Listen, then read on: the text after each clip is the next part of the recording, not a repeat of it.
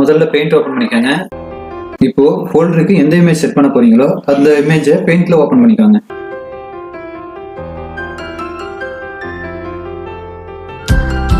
இப்போ அந்த இமேஜை 25% ஜூம் அப் பண்ணிக்கோங்க. இப்போ இந்த இமேஜை சேவ் as கொடுத்து சேவ் பண்ணிக்கோங்க. இமேஜ் டைப் வந்து 24 பிட் மேப்ன்ற ஒரு இது டைப் இருக்கும். அந்த டைப்ல சேவ் பண்ணிக்கோங்க.